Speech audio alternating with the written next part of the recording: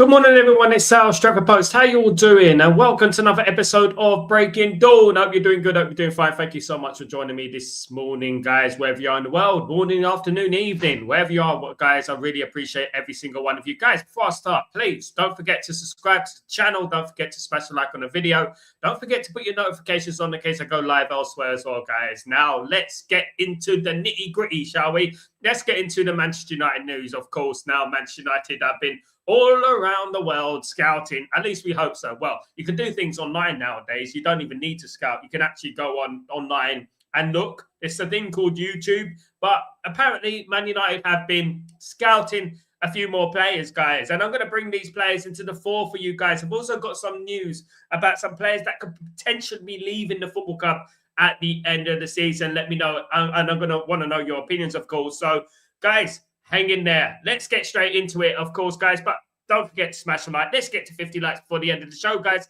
Helps with the algorithms, and it gets the video elsewhere, of course, to a wider audience, of course.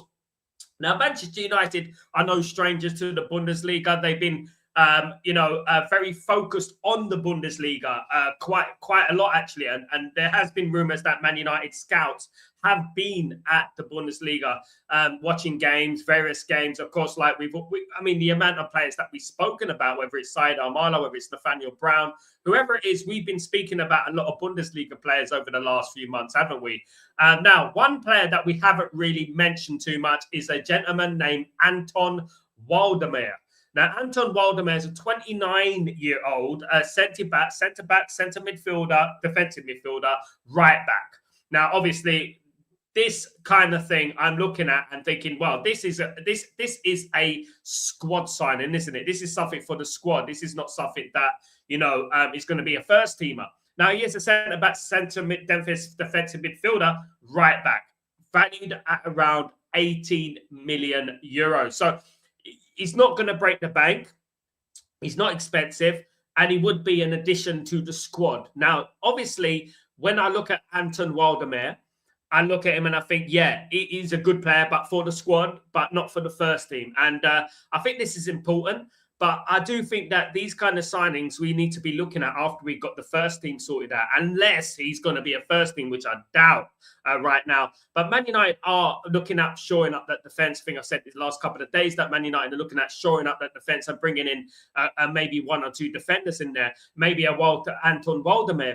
They are a little bit concerned about the situation in regards defensively, in regards to Licha Martinez, in regards to De Ligt as well. They are a little bit concerned. Man United are a little bit concerned about that.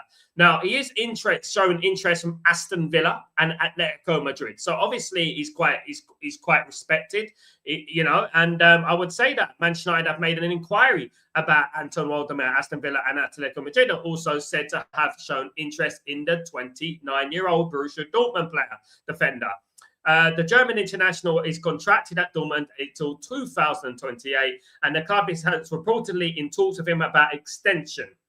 However, Anton would be interested in a move to the Premier League at this stage in his career, given he's 29 years old, guys. Anton joined Dortmund from Stuttgart in July 2024 for a fee of 22.5 million euros and has since received 12 caps for Germany. This season, he has made 2 appearances in the Bundesliga and has provided 3 assists. Recent reports from March 26 suggest a potential transfer could be valued between 18 and 40 million euros, guys. A big jump from there, isn't it? It's a big jump from 18 to 40 million euros. So obviously, if it is Man United coming in for a player like that, it's going to be the back end of that, isn't it? It's going to be about 40 million. We know that, of course, guys. But, again, look, it does transfer market value him about 18 million euros. So obviously it's going to be 18 to 40. And there's going to be, a kind of bidding war kind of thing up until that much. And obviously Dortmund are going to be looking at the maximum price for Baltimore, And I would say that, it's a squad player. It's a squad player. I know he has 12 caps for Germany. He's incredibly impressive. He's talented. Of course he is.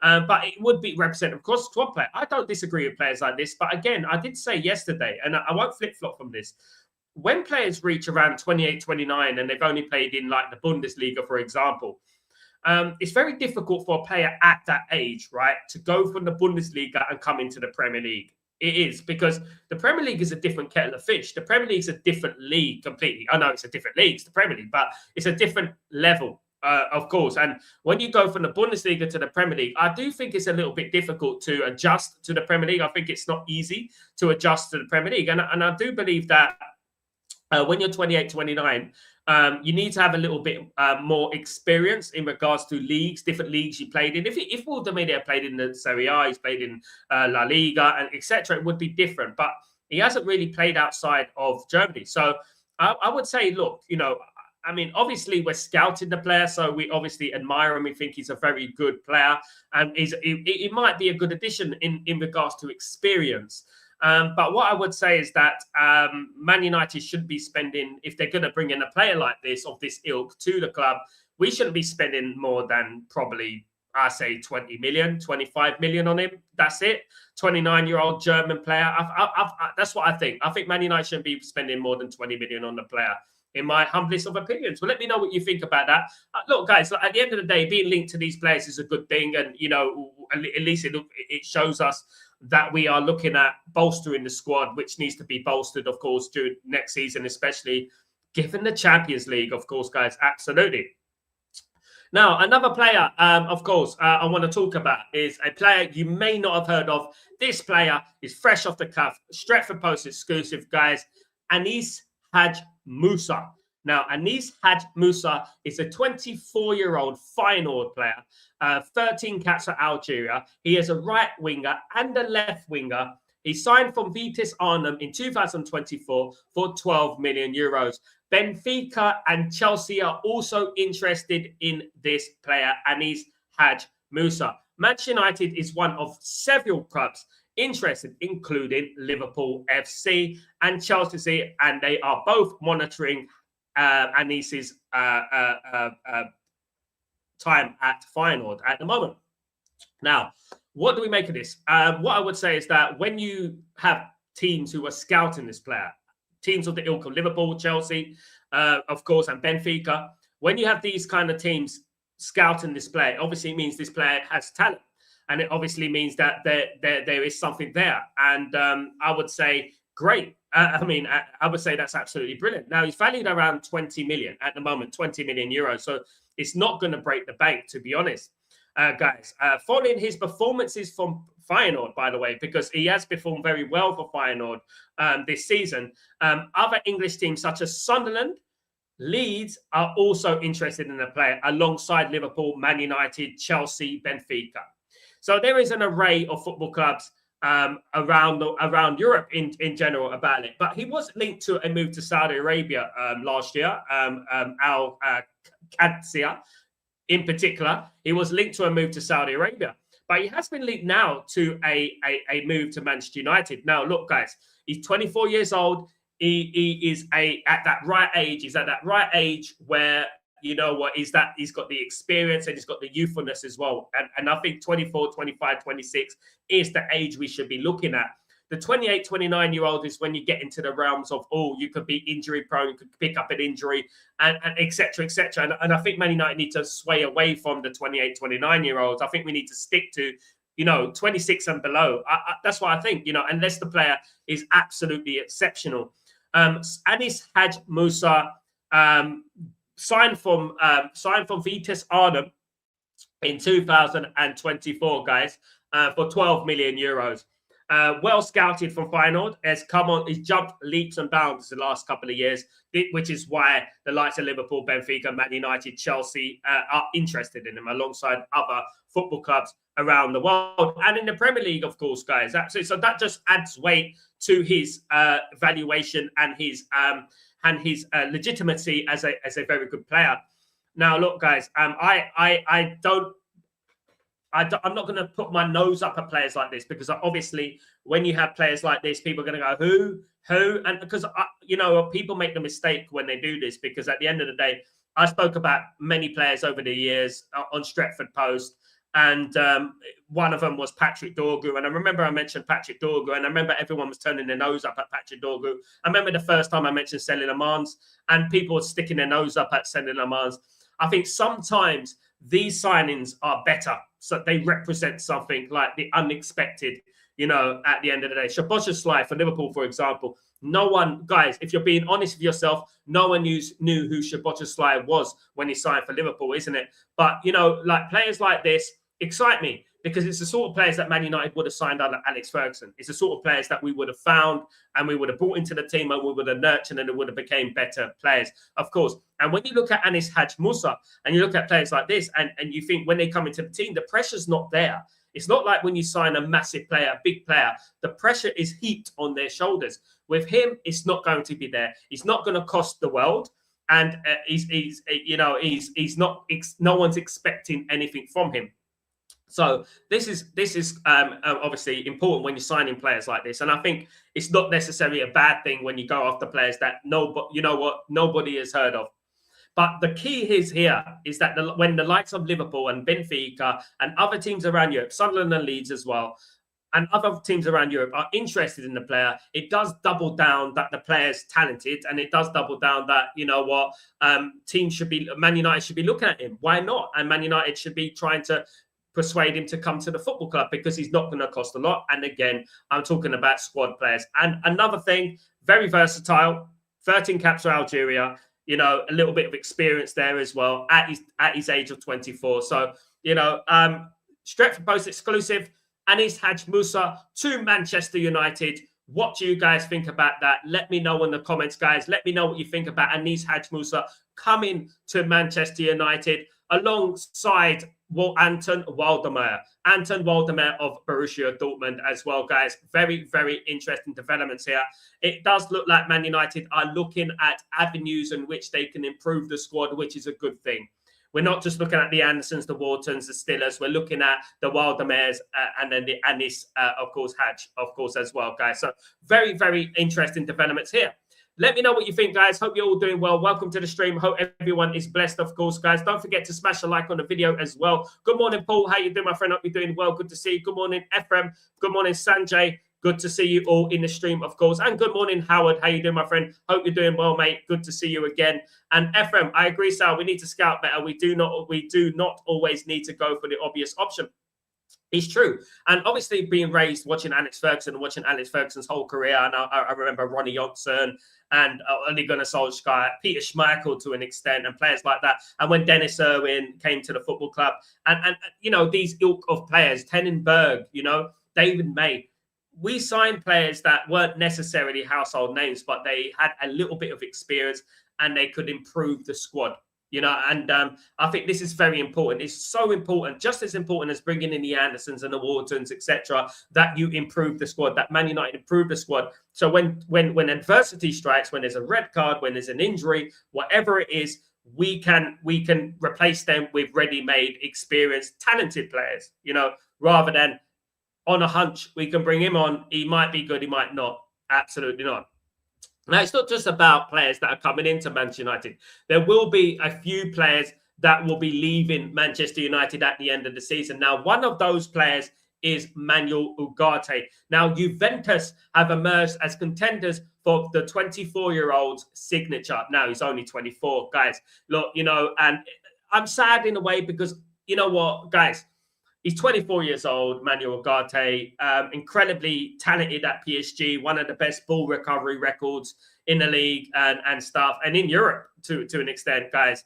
But it just hasn't worked out for him for whatever reason. And, we fought tooth and nail to get Ugarte through the door. And, sometimes players come to the football club and, for whatever reason, it just doesn't happen for him. It doesn't click. Whether that's consistency, whether that's pressure on the football club, the shirt is too heavy, whatever it is, every time he comes onto the pitch, we just don't seem to elevate. It just seems like we decline a little bit when he comes onto the pitch. Of course, Casemiro is a fantastic player, and Casemiro is a generational CDM, of course. But you expect the player that comes onto the pitch to make a difference, to make a positive impact. According to Italian media, Juventus will scout Manuel Ugarte this evening. The Uruguay international is expected to move clubs this summer after not meeting expectations at Manchester United. Ugarte has been receiving interest from Serie A clubs for a year, and a move to Italy is considered likely. Gazzetta dello Sport reports that Juventus are very interested in signing the 24-year-old. The club's interest in him started during the Sporting Lisbon days and is previously attempted to sign him on loan from PSG. CEO Damian Comoli and sporting director Marco Ottolini will be attending to watch Ugarte for Uruguay. If he impresses against Algeria, Juventus could attempt to sign him, although a transfer will also depend on other factors. Champions League qualification will be crucial in deciding Juventus' summer budget. Very serious from Juventus. So Juventus are very serious about Ugarte. Good news, because we need money, guys. And if Ugarte is going to need, it needs to be a transfer fee, guys. It needs to be a transfer fee. It needs to be money upfront, because I know for a fact, right, that Serie A, they don't spend much money these days. It's not like the 90s where they used to spend money and stuff like that. I know for a fact that they're not going to spend much money. You know, that is how Juventus, that's how AC Milan, Inter Milan do, unless it's someone exceptional. So we got to be very careful when Juventus come in for this deal. You betcha that Juventus are going to come in for this deal with a loan. Just like they tried to loan Ugarte before we signed him from PSG, they're going to try and loan him from Manchester United. I think Manchester United need to be very wary of this, and Man United need to stamp their authority down and say, listen, you want Ugarte, you have to pay for Ugarte. We paid for him. You got to pay for him if you want him. Absolutely. Big up, Robert. How you doing, my friend? Hope you're doing well. Good to see you, of course. Good to see you. I take them as third and fourth choices, blend them into the squad, but we need to stop. We need to top choices first. And Sentimentality, absolutely, Howard. Man United do need to fix the priority first. We need to fix the spine of the team. We need to fix the first team first before we do anything. The icing and the cherry on the cakes can come after, isn't it, at the end of the day? So I would say absolutely Man United need to fix the first team, get that midfield solidified, get the wing backs, get everything sorted out, get the back, you know, and just make sure we got the first team sorted out first. Then obviously we can move on to Waldemar, and then obviously we can move on to other players and build that squad. And that's how we should be doing it. And I really do hope that we do that. Now, if Man United sign 5 world-class players, well, let's say 5 first-team players. I won't say world-class, but let's say 5 first-team players. If Man United go for 5 first-team players and then can sign the up-and-coming players, like I've always mentioned, the Ayub Bayudis and the Saido Malas, of course, and they can bring in these players, the Waldemars and this and that, try to bolster that squad, of course. Now, you could do this many ways. There's players all around Europe that are really talented that you can bring in. In fact, there's players all around the world that we can bring in that would be talented, you know what I mean, for Manchester United. And yeah, it would be absolutely imperative that Man United do this and do fix that squad, because the squad and the first team needs fixing. And the fact that we're losing so many players in the summer does double down on this. We have got a lot of players leaving the football club. We're speaking about Ugarte just now. Ugarte obviously has become disillusioned at Man United, the performances, not getting any first-team football. He wants to play first-team football, of course, and Man United are looking to move him on as well. So these players all need to be replaced. I'm saying that 7-8 players is for me. I've said it for a long time. I think 7-8 players will suffice. I think that would be the amount of players that Man United should bring in. I think 7-8 players would be the right amount, in my opinion. Absolutely. I do believe that, guys. Absolutely. Now, obviously, the first team needs to be fixed, but it's the priority positions as well. The priority positions need to be fixed first. And that, for me, is the midfield. That, for me, is midfield. And I know that we're linked to Yan Diomande, you know, and players of that ilk. I know that. But I do believe that Man United need that midfield fits, because that is the thing, the thing I'm looking at the moment in regards to next season. If we do not fix this midfield, and if we don't go into next season confident that our midfield is fixed, then I don't think we'll get to the levels that I think we can. I think there's a lot of potential here. I think there's a lot of potential, and I think Man United can move on from that third place. I really do. I think Man United can go to second. Man United can go to first. I really do think that. Guys, you aim high in life. You aim high in life. This league is not as strong as it used to be. It's not as strong as it used to be. And there's no reason why Man United can't take the mantle of Arsenal. We just need to fix that midfield and have a good summer window. Not a 4 out of 10 window. This time it needs to be at least a 7. Right? We need to fix that midfield. We need to fix the first team. And guys, we got some good players at our football club. It's probably the reason we're third place. We got some good players, but we also got some edgy players as well. Some players that you think, are questionable, a bit sus, if you know what I mean. So we need to fix this squad and ensure that we are confident going into next season with the squad that we have, of course. Now, this is probably where Man United are looking at players that can play left wing, right wing, that can play CDM, centre back, right back, because Man United are trying to kill a few birds with one stone, so to speak. Right? So that they don't have to buy as many players. This is basically what it is. Man United will look for versatile players, so they don't have to buy as many players as they need. Big up Coco, what's going on, my friend? Hope you're doing well. Good to see you, my friend. Hope everything is blessed. Ephraim, Sal, I hope we sign 3 midfielders in this main important place for us to fix. Now, there's lots of news coming out of Man United, in particular about Tonali. Tonali to Manchester United is a thing. It's a big thing. I'm over here in Italy, in Napoli, guys, and I'm hearing, is Tonali going to Man United, Sal? Is Tonali going to Man United? And I don't know. He's in talks with Man United. There's talks, rumours that there's talks with his entourage. There's talks with his agent and things like that. This is great news. Bringing in Tonali would be a great start for Man United. Bringing in Tonali, but we can't rest on our laurels. We need to get another player after him. So I want us to get the groundwork done first. If we can get at least one player and get the groundwork done for one player and get a deal agreed in principle, then I'd be looking at it thinking, then we can move on to Anderson. And then suddenly you're looking at bringing in Anderson and you're bringing in Tonali. And next season, you're going into next season with Anderson and Tonali in midfield. Guys, that's the best midfield in the country for me. That's the best midfield in the country. I already believe, guys, that Cunha, Bremo, and Sesko have the potential to be the best attacking players in the Premier League. We already got Bruno. And I think he's the best number 10 in the Premier League. We got Bremo and Cunha and Sesko. I still believe in them.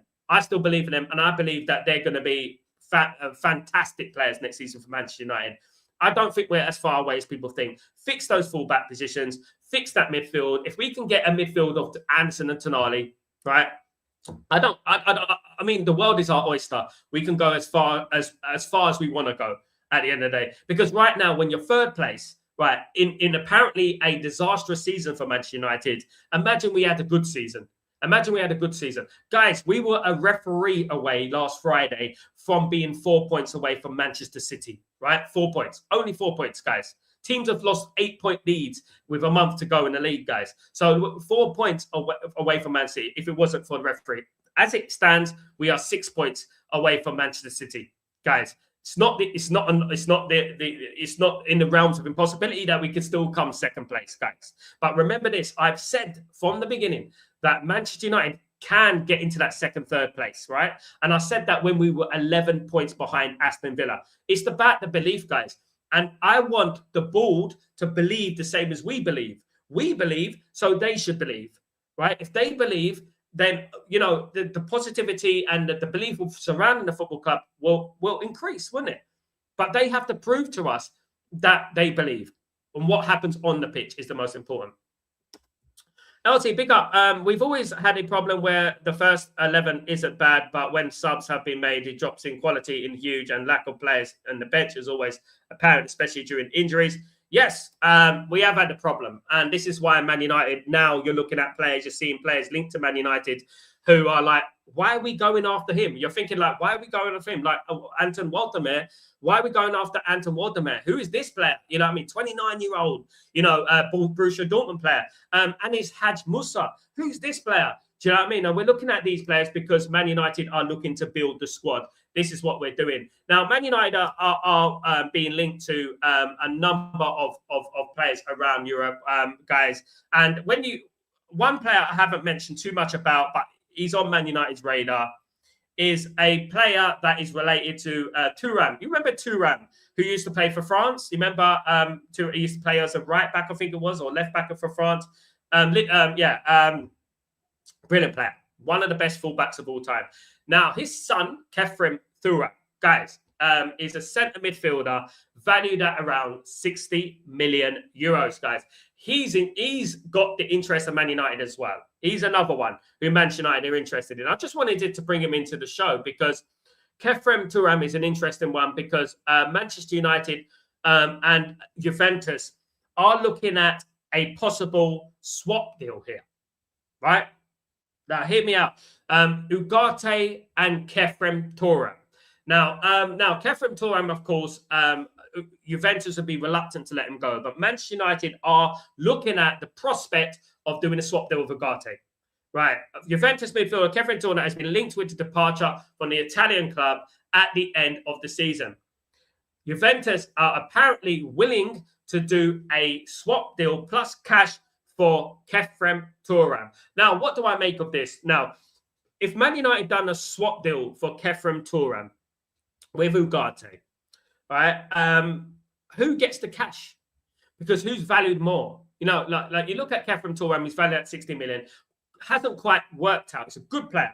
Hasn't quite worked out at Juve, of course, but looking to leave. Who gets the cash? Will it be Ugarte's camp or will it be Kefrem Thuram's camp? Obviously, this is the problem with swap deals and things like that. But Kefrem Thuram swap deal is a thing as well. So these are the kind of smart moves that we need to do. You know, these are the kind of killing two birds with one stone that we need to do. Do I think Kefrem Thuram is on the level of Anderson and Wharton and Stiller? No, I don't, in my opinion. I think he's a very good player, but he wouldn't be one of my priorities. However, if Man United managed to do a swap deal with Ugarte, they could have Kefrem Thuram, right? Then they could sign Anderson and they could sign Tonali.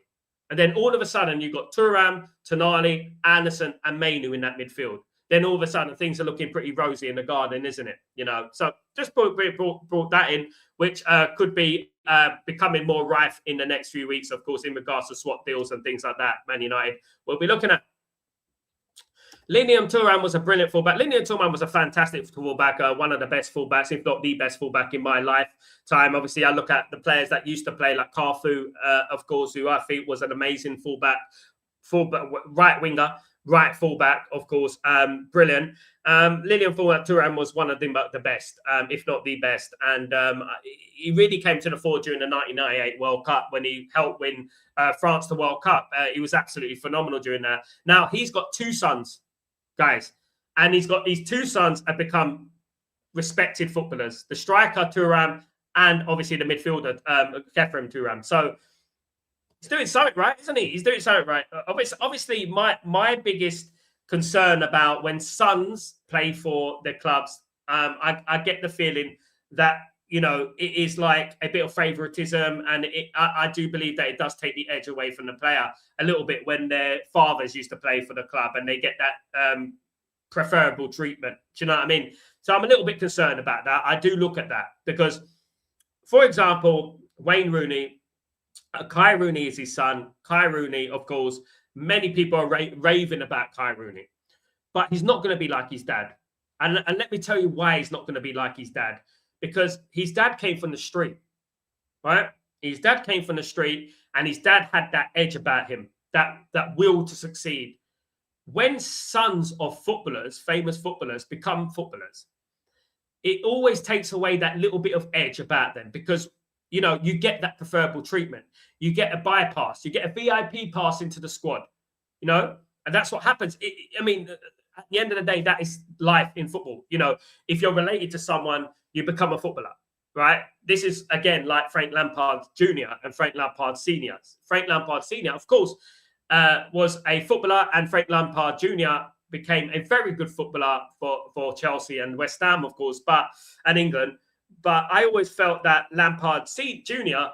Had preferable treatment from his dad because his dad played for West Ham and he got into the squad. There's no doubt he became a great player, but there was always something missing from Lampard. Let me say, this is why I always say that for me, Lampard is not in the conversation when it comes to Paul Scholes and Steven Gerrard, or, you know, he's not in that conversation. He's a penalty guy. He takes penalties. He takes free kicks. He's good at that. But there was always something physically, like an edge around him that was missing, you know? And that's just my opinion. There's no doubt he was a very good player. There's no doubt he was a player that I rate highly. But to be in that bracket of Scholes and that, it was different because his dad was a footballer, and he got that preferable treatment. Guys, what's the difference between coming from the street, earning your corn, making yourself into something from nothing, like Rooney did, as opposed to a player that dad is a footballer, gets preferable treatment, VIP door, pampered straight away because daddy is an ex-footballer. Daddy is Wayne Rooney, and things like that. And I think this is important as well. But I would say that Lilian Thuram's sons, Kefren Thuram and Marcus Thuram, they have defied that logic. They've defined that narrative. They've changed that narrative slightly, in my opinion, and I think that they are very good players. But obviously, I do have that in my mind always. When you get a player whose dad was a footballer, it does for me take away a little bit of something from them, if you know what I mean. Because they don't have to work. Look, guys, I'm not saying they don't work hard and that, but you don't have to work as hard as like Wayne Rooney did. You know what I mean? To become a footballer, you know what I mean? And things like that, And I do believe that football is becoming a little bit, how would I say it? Mainstream, commercial and stuff like that, where footballers there's a lot of favoritism in footballer. Do you know what I mean? In football. There's a lot of favoritism in football. And, it's the same in music, it's the same in film, it's the same in all these entities, that there's a lot of favoritism in football. I think the street footballer is being erased. It's being eradicated. I think the street footballer is dying, honestly. And I think that the problem with football and the reason that football has regressed so much is the decline of the street footballer. That originality that the street footballer had, that little bit of edge, that little bit of grit, that's not there anymore. That's starting to disappear, of course. Howard, can JJ Gabriel play in the Premier League next season? Is he old enough? Yes, he is. The only reason he couldn't play in the Premier League this season is because he was a few months too young. I think it was after September or something. His date of birth fell on just before the legality of him playing in the Premier League. He could play in the FA Cup like this season because the rules are different. But in regards to the Premier League, he wasn't old enough to play in the Premier League. He was a few weeks, I would say, too young. This is why Dowman could play for Arsenal, because he was over that age. I think it's over September or something like that, or before September or something like that. So this is why Dowman could play. But next season, JJ Gabriel can be in the Man United squad. And I think it's very important that JJ Gabriel gets his opportunity in the Man United squad, because right now he could walk and go to any football club in Europe right now, right? And we can't stop him. So Man United need to, obviously there's rumours about Man United offering his family a VIP box and this and that, trying to entice JJ Gabriel and make him happy. You know what will make him happy? Put him in the first team. You know what I mean? Put him in the first team. And when he becomes old enough, give him an adult contract, a professional contract at Manchester United. When these players are 16 years old, it is very, very dangerous, right? Because other teams, like Aiden Heaven, for example, other teams could pounce. Other teams can say, well, come to me, I'm going to give you this much. Come to me. You know what I mean? And it's very difficult. And I feel sorry for the football clubs to an extent, that when you've got a young player like that, they can go anywhere they want because they're kids, basically, isn't it? They're 16 years old, and they're kids, so they can go anywhere they want. So what I would do is emphasize to JJ Gabriel and his family that Manchester United is the place to be. This is the future of Premier League football, is Manchester United, and Manchester United are going to give him the game time. I would also point out, right? That we have to also be careful of not blowing smoke up players' backsides too quickly. We don't want players having that mentality. This is why it's always about a balance. We don't want players having that mentality where they think they've made it. I've made it now. I'm a Man United player. I've made it. It's over. I'm done. Do you know what I mean? We don't want that, because the problem with today's players, the problem with the youth of today, this generation in general, is that they think they've made it too soon. They think they've made it, and they think that they don't have to improve anymore. They're at Man United or wherever they are. They're playing first team football, and they don't have to improve, right? And you get the odd player, Lamine Yamal, for example, who for me is a very good player. I don't think he'll ever get to the level of Ronaldo and Messi, because I think that Ronaldo and Messi are different. I just don't. I think that you need these days. you don't have to be a Ronaldo or Messi to be talented. You don't. I mean, these days you're classed as world class. When in 20, 30 years ago you were deemed like average good. Do you know what I mean? Sal, do you think Mount will leave on loan this summer? No. Look, if Man United do manage to offload Mason Mount, good luck to him. Wrong signing in the first place. I would like Man United to make money from him. I really do. I mean, if Man United do manage to loan him out, for example, Aston Villa are interested in Mason Mount at the moment. If Man United do manage to loan him out, get a fee from Aston Villa or whoever he goes on loan to. I do think that many clubs are going to be reluctant to buy Mason Mount because of his injury record. It's pretty obvious, isn't it? That no club is going to want to spend the money on Mason Mount, considering he hardly plays. He plays one game out for 10. Do you know what I mean? I do think that a lot of these football teams are going to be looking at that, and they're going to be looking at it smartly. Which we didn't do when we signed Mason Mount. By the way, we didn't look at his injury record. Just thought, Mason Mount, let's sign Mason Mount, and then we signed him. And then we spent 50 million on him, and Chelsea were laughing, of course. Of course, we got our revenge. They signed Garnacho from us. Garnacho's a terrible signing for Chelsea, by the way. Guys, absolutely. So we got our money back in regards to that. But, it's going to be difficult to get rid of players like Mason Mount. I think we need to move on from Mason Mount. I think we need to move on from Luke Shaw. These players in particular need to leave the football club. We need to keep players who want to stay. We need to keep players who believe like they can improve and one more season under their belt. And especially if they like players like Xerxes, for example, could stay at Man United, can get a little bit more game time and stuff like that. I wouldn't be I wouldn't say that's a bad thing. I really wouldn't. I wouldn't say that keeping Xerxes is a bad thing. I think that would be a good thing because I actually rate Xerxes. I like Xerxes. Guys, I do like Xerxes. I like Xerxes' personality. I think he's good to have around the place. I think he'll be a good squad player. Do you know what I mean? And I don't think you can get much better squad player than that. At the end of it. But it does obviously depend on Xerxes. Xerxes looking for first team football. If he wants to leave, he can leave. Obviously, we have to get the money from him, though. And Xerxes shouldn't be less than 40, 50 million. And that's what it is. But who's going to pay that 40, 50 million for Joshua Xerxes? And that is the biggest key, isn't it? Man United have been notoriously bad at sales, in particular. We've been really bad at selling players, mainly because the fact we're really bad at buying players as well. That is difficult to sell players as well.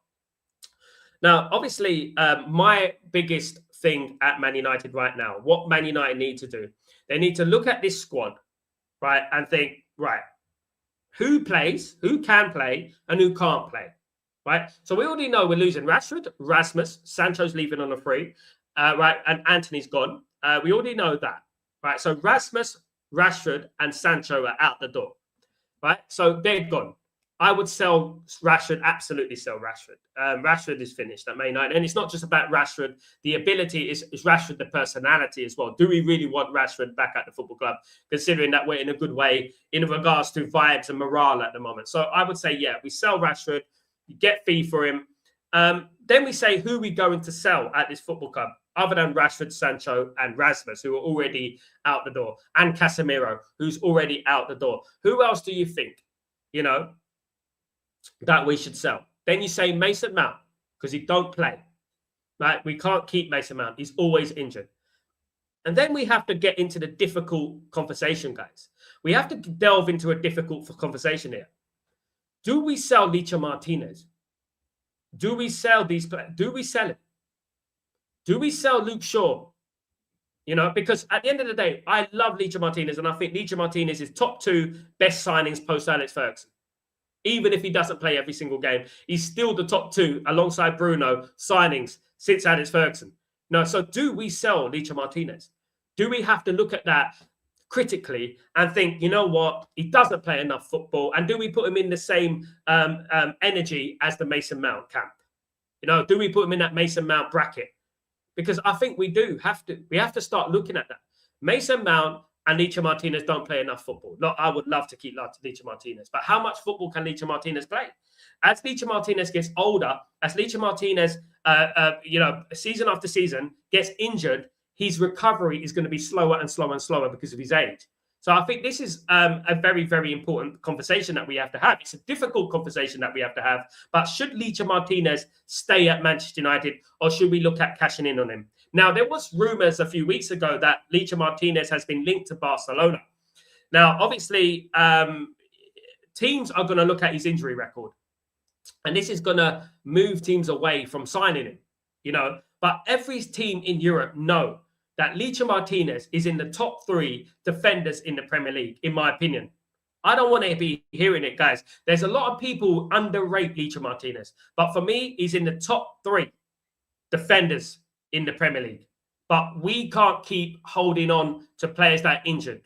We are not A&E. We are not, you know, we can't do that. We need to look at players that are going to play 80, 90% of the season, you know. But at the moment, we're not even getting 30% from Licha Martinez. And this is a problem. And he's on money. And obviously, if Man United, he would be one of the last people, of course. But I think we do need to have this conversation. I think we do, because he's playing 1 game every month if we're lucky. You know what I mean? And I think we do need to have this, conversation. Ephraim, I will give Licha next year if he will be fit. Otherwise, we need to move on. I like him, but we do not need injury players. Absolutely. LT, I think we're stuck with Mount and Shaw because of their injury records, and they're more likely leaving their contracts. I don't think so necessarily, Ephraim. No.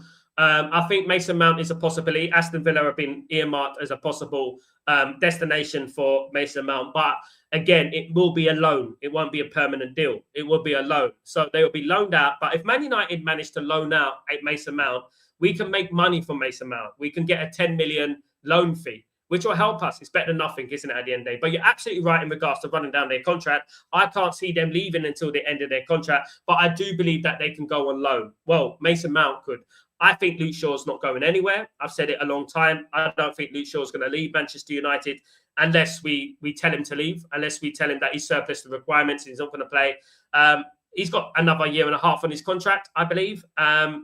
Really ridiculous how many contracts we've been giving out willy-nilly, isn't it? You know, the fact that we're giving Luke Shaw so many contracts is ridiculous. Luke Shaw has been injured again. He is injured again, by the way. Got injured the last game, of course. Which is ironic, isn't it, guys? That not. But I would say that, yeah, Man United need to look at moving on. In general, guys, Man United need to look at moving on from these players. Man United need to move on from Mount. Man United need to move on from Luke Shaw. Man United need to move on to Diego Dalot. And to an extent, Man United need to move on to Harry Maguire as well. And the reason I say this is because these players have played for Man United for years. And their only experience is failing at Man United, in my opinion, you know. Howard, I think it's time for him to go, as I'm a believer in heaven and euro, but I do love the butcher, so I'm not sure, maybe give him 1 more year. Howard, absolutely. Look, you know, at the end of the day, it breaks my heart that we have to talk about this. It really does. I mean, Licha Martinez is an incredibly likable player, incredibly talented player, connects that midfield and defense perfectly for us. But unfortunately, it's just so frustrating every time that Licha Martinez gets back in the side. He's injured again. And we have to have this awkward conversation. You know, we have to look at things critically. We have to say that, you know what, Licha Martinez injured every single month, basically. He's injured. And we need to say, well, maybe we just need to move on. However, I agree with Howard here. I said it. I did say it this season, though, Howard, that 1 more injury and we have to call it quits. But I give him 1 more season because we like him. And I'll say if he gets 1 more injury, we have to call it quits. But I do believe that Man United, if they get an opportunity to make money from Licha Martinez, I think we should take the money. I do, guys, because of his injury record. It's just too much. And it's disappointing and it's sad and it's frustrating and it makes me fed up, you know what I mean? But we have to look at things. If we want to be a successful football team, we have to look at things and we have to make the difficult decisions. Unfortunately, Alex Ferguson made loads of difficult decisions. You know he did, with fan favourites. Do you know what I mean? Some of them I disagreed with wholeheartedly. You know, we have to look at things like that. And look, if we keep Licha Martinez next season, fabulous. I hope he stays fit. I hope he plays a lot of games for Man United next season, etc. But we know, you know as well as I do, Howard, he's going to get an injury and then we're going to be in that same position again, innit? We're going to be in the same position with Licha Martinez, that he's going to get an injury and we're going to be going, oh, bloody hell, we should have sold him whilst we could. If we get an offer from Barcelona, for example, and I do know Barcelona are incredibly interested in looking at Licha Martinez at the moment, guys, nothing to look at, by the way. They're probably looking at him in the physio room. But guys, if we do get an offer from Barcelona, I do think Man United should consider it. I do.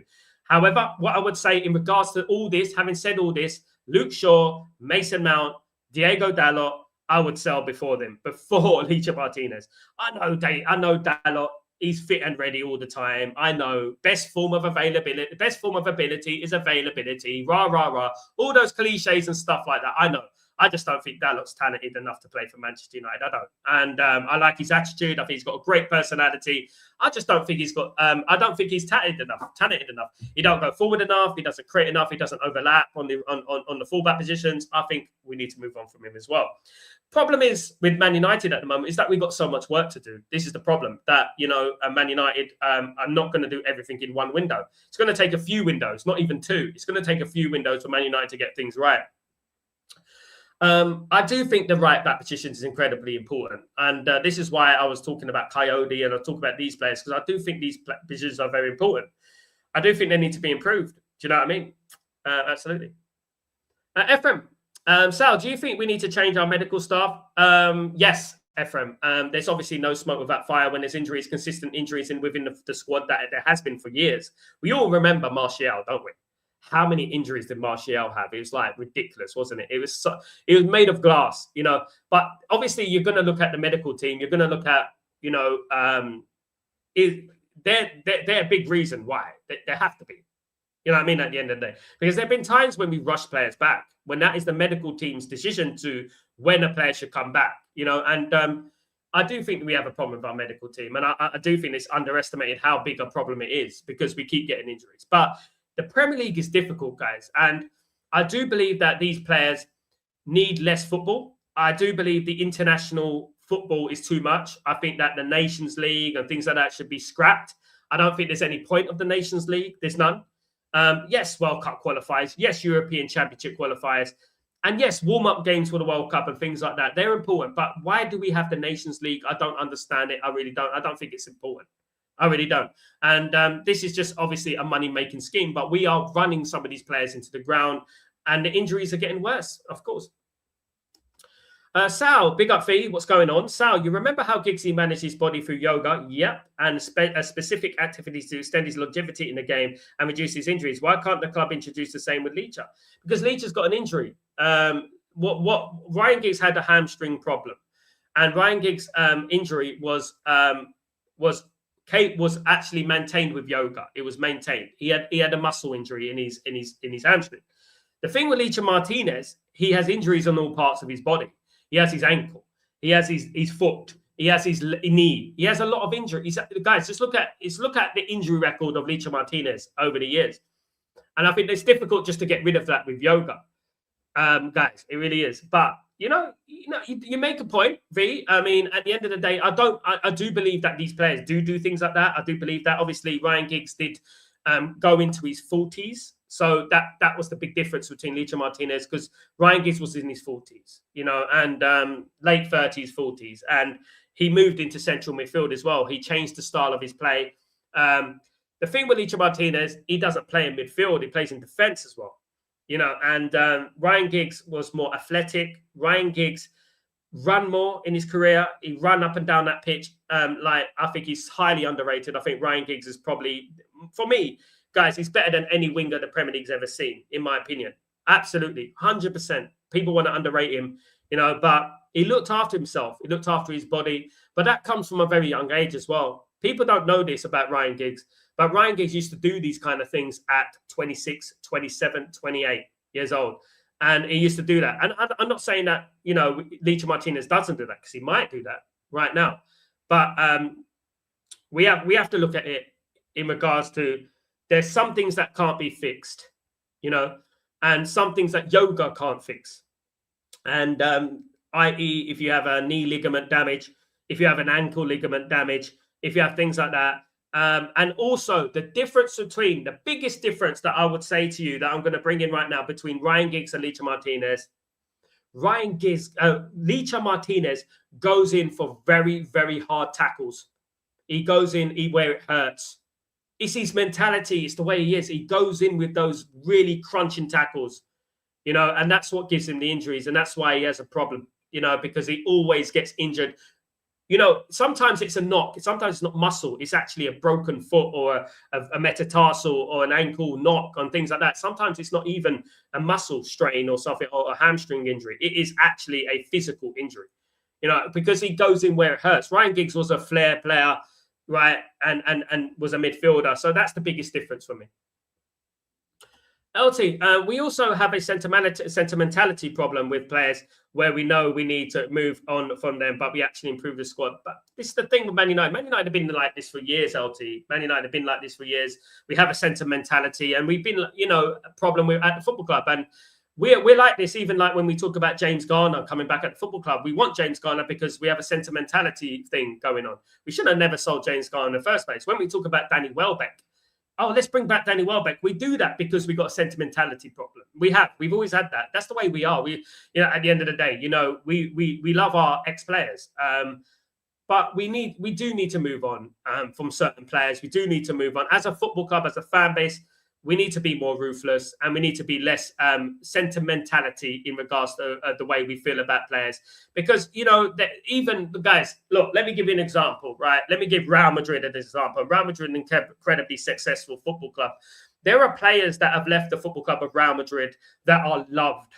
Guys, are loved, right? And over the years, whether it's Raul, whether it's Morientes, whether it was Herrero, whether it is Cambiasso, whoever it was, Salgado, whoever it was, they were moved on because Real Madrid felt they could make money from them and it's at the end of their career. Like, for example, Bruno at Man United, 31, right? If Bruno was at Real Madrid, right, Real Madrid would be looking at moving him on. It's a fact, guys. They would be, because Alex Ferguson used to do the same. Alex Ferguson was very similar. He used to look at players and analyze players after the age of 29. And then when they got over 29, he would rarely keep a player. There was only a few players that he would keep, but there was a certain type of player that he would keep. Obviously, Ryan Giggs, because Ryan Giggs obviously was very experienced, was a leader on the pitch, was very versatile and looked after himself. But when you look at players like Teddy Sheringham, who Man United signed after 30 years old, the reason they signed Teddy Sheringham after 30 years old is because Teddy Sheringham was this on the pitch. He was a brain, right? He didn't need to sprint. He didn't need to run. He didn't need to tackle. He just gets into those right positions at the right time. He's very smart. He used his brain more than his physicality, and that is what made him such a great player as well. Now, we need to start looking at moving on players over the age of 30. Especially in the Premier League, because the athleticism, the speed, the fitness that you need in the Premier League is absolutely incredible. Incredible. You're not going to get players like Cristiano Ronaldo anymore. Cristiano Ronaldo has looked after himself incredibly well. Did not play against Mexico the other day for Portugal, and look at Portugal. Didn't beat Mexico. And that's what we're talking about. I think Man United sentimentality is a problem. I really do. Sandy, what's going on? If Man United can sign 4 players, Tonali, Anson, Blaber, and Lewis Kelly, I will be fine. Why Blaber? Why Blaber? Explain to me why Blaber. Why do you want Blaber? I like Blaber. I like Blaber in his first season. I just want to know. A perfectly legitimate question. Why do you want Blaber? Blaber's been awful for 8 months. Why would you sign Blaber? And look, Sandy, I know that Man United are probably going to sign Blaber, by the way. I just want to know why you think Blaber is a first choice ahead of the likes of Wharton, ahead of the likes of Stiller. Why do you think that? Why would you say he's ahead of Amadou Onana?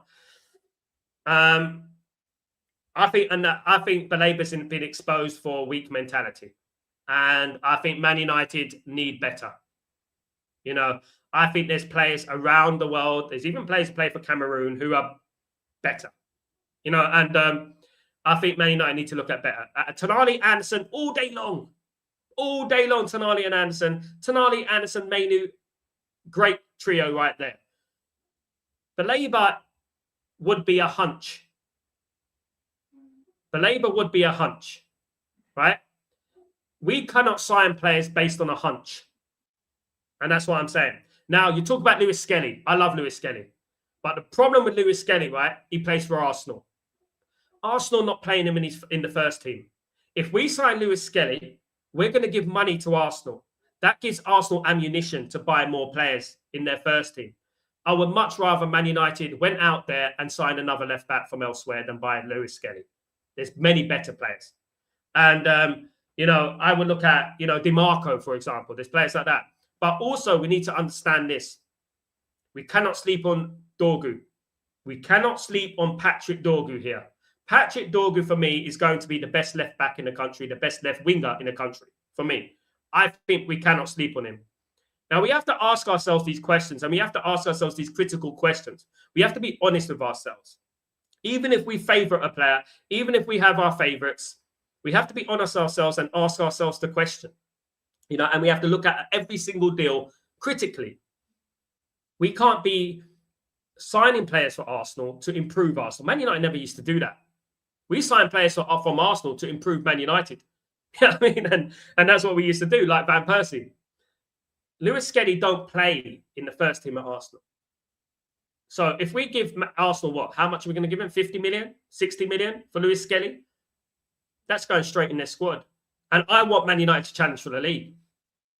I believe in Dorgu. I think Dorgu would be a fabulous left back. I think he already is. And I think he'll be good. Yes, we need a cover. We can get an experienced cover in there. And I think that would be great. We've got, that's what I would say. But Baleba, for me, I've been watching Baleba, and there's a no, because there's no reason why we should spend 70 million on Baleba. Absolutely none. Because I've said it many times, and people will vouch me on this channel. What's the difference between Carlos Baleba and Evan Ferguson? Evan Ferguson, about a couple of years ago, was deemed the next Wayne Rooney at Brighton, right? What happened? Football don't work like that. You have to perform consistently at your football club.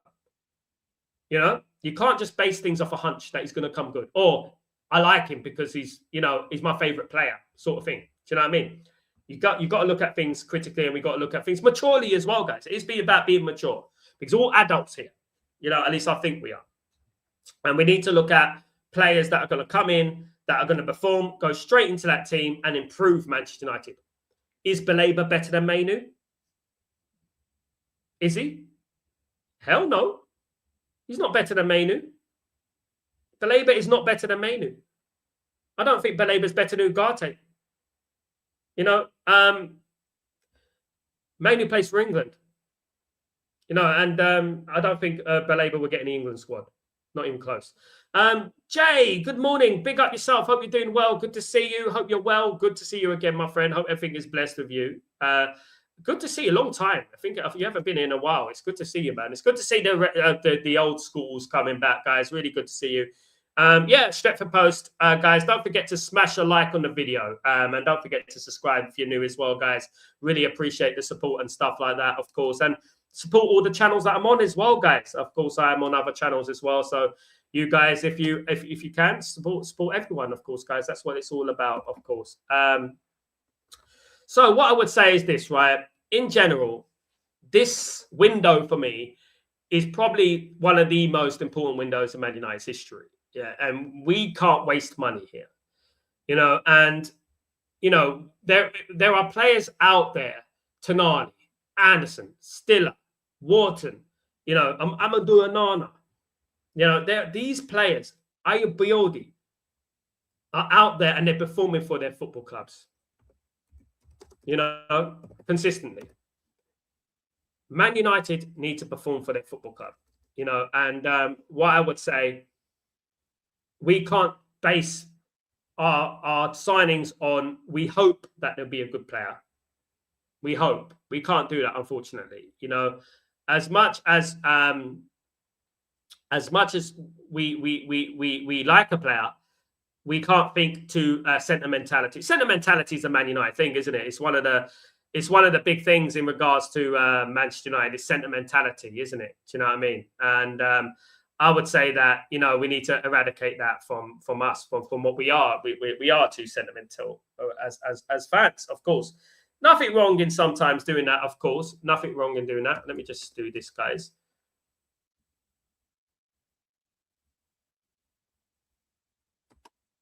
All right. Guys, thank you everyone for joining me, of course, guys. I want to say thank you to the community, as usual. Go and check out FTV, go and check out Adam Matic, and go and check out his videos, guys, his streams and stuff like that. Give a shout out to Stretford Post as well. Guys, thank you, everyone. No problem, Jay. I appreciate you, my friend. I appreciate you a lot. Thank you so much, Jay. It's good to have you back, my friend. It's good to have you. Good to see you. And I hope you have a great day. Paul, you have a great day too, my friend. Have a great day. Have a good one. Guys, don't forget to smash a like, guys. We need to get to 50 likes. We're not on 50 likes. Let's get to 50 likes, guys. Come on. Smash a like. 60 right now in the house. We should at least get a few more likes, guys. Smash a like on the video. Don't forget to subscribe to the channel, guys, if you're new. Don't forget to put your notifications on as well. Apologies about the backdrop and the echo. I am improving the location that I am. So this is just a temporary thing, guys, because obviously I moved from the UAE. I'm in Italy at the moment, so everything's all up in the air because I had to move Italy pretty quickly, given the circumstances at the moment. Thank you so much, Howard. Take it easy yourself. Enjoy yourself. Have a great day. Have a great night. Guys, I'm Sal. This is Breaking Dawn, and I'll see you later, guys, for the watch-along between Bosnia and Italy. Join me for that, guys. Be there or be square. See you soon, guys. Take it easy. Peace.